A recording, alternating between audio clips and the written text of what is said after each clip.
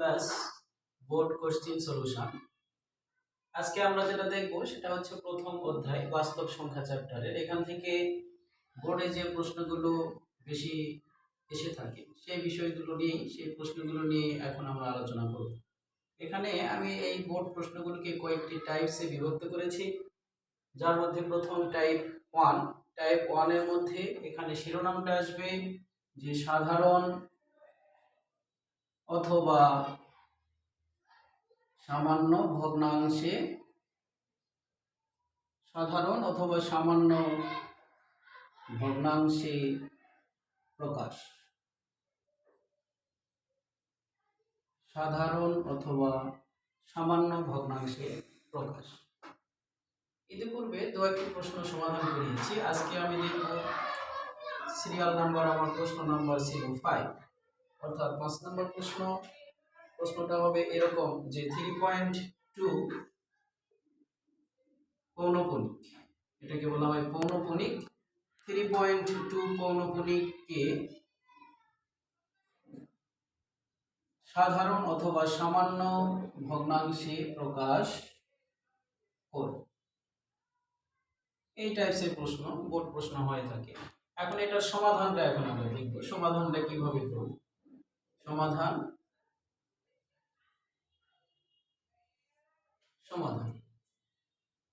3.2 তারপরে আছে পৌনঃপুনিক।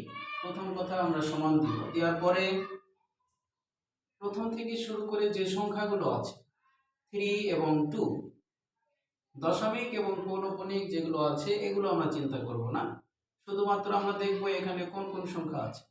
যেমন আছে কি 3 এবং আরেকটা কি 2। তাহলে আমরা প্রথমে এখানে একটা দাগ দিব, ভগ্নাংশের দাগ, যে 3 2 লিখব। 3 2 এরপরে বিয়োগ দিব। এটা নিয়ম যে বিয়োগ আমাদেরকে দিতে হবে। তো বিয়োগ দেওয়ার পরে যে কথাটা হচ্ছে সেটা হলো প্রথম থেকে শুরু করে কয়টা সংখ্যার উপরে পৌনঃপুনিক নেই, অর্থাৎ কোন সংখ্যার উপরে কোন সংখ্যার উপরে পৌনঃপুনিক নেই সেই সংখ্যাগুলো সিরিয়াল বাই আমরা এখানে লিখে দেব। তো এখানে দেখো প্রথমেই 3 একটা সংখ্যা আছে, তার উপরে কোনো পৌনঃপুনিক নেই, তাহলে তোমাকে লিখতে হবে কি এখানে 3, অনলি 3 হবে।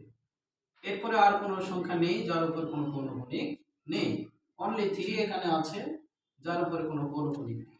সুতরাং 32 মাইনাস আমরা কি লিখলাম 3। এরপরে আসো ডিভাইডেড, হরে গিয়ে আমরা কি লিখব, নিচে আমরা কি লিখব। নিচে লেখার নিয়ম হচ্ছে এই যে দশমিকের ডান পাশে, দশমিকের বাম পাশে আমাদের চিন্তা করা যাবে না, দশমিকের ডান পাশে কয়টি সংখ্যার উপরে পৌনঃপুনিক আছে। যেমন এখানে আমরা দেখতে পাচ্ছি দশমিকের ডান পাশে 2 একটি সংখ্যা আছে যার উপরে একটি পৌনঃপুনিক আছে। তো দশমিকের ডান পাশে যে কয়টি সংখ্যার উপরে পৌনঃপুনিক থাকবে সে কয়টা 9 বসাইতে হবে, অর্থাৎ সে কয়টি 9 বসাতে হবে। তা আমরা এখানে দেখতে পাচ্ছি যে দশমিকের পরে একটি মাত্র সংখ্যা আছে যার উপরে পৌনঃপুনিক আছে, তো সুতরাং একটি মাত্র 9 বসবে। এবার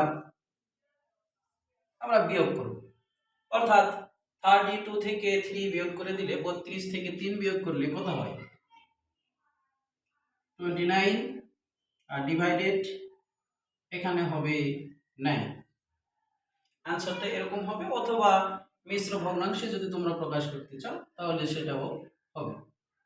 এই প্রশ্ন, এই টাইপের আরো অনেক প্রশ্ন হয়, তো তোমরা আমাকে একটি সমাধান করে কমেন্টস বক্সে জানাবো। সেটা হচ্ছে এরকম বিষয়টা যে নাম্বার 6 নম্বর প্রশ্ন যেটা, সেটা 5.78 8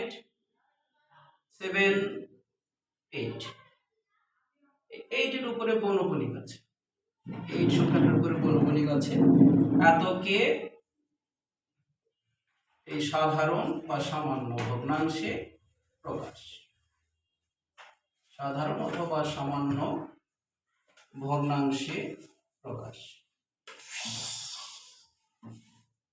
সাধারণ অথবা সামান্য ভগ্নাংশে প্রকাশ। কাকে 5.78, শুধুমাত্র 8 এর উপরে পৌনঃপুনিক আছে, এই সংখ্যাটিকে সাধারণ ভগ্নাংশে প্রকাশ করে দেখাতে হবে। এটা তোমরা আমাকে সলিউশন বা সমাধান করে কমেন্টস বক্সে জানাবে। ধন্যবাদ সাথে থাকার জন্য। নেক্সট ভিডিওর জন্য ওয়েলকাম।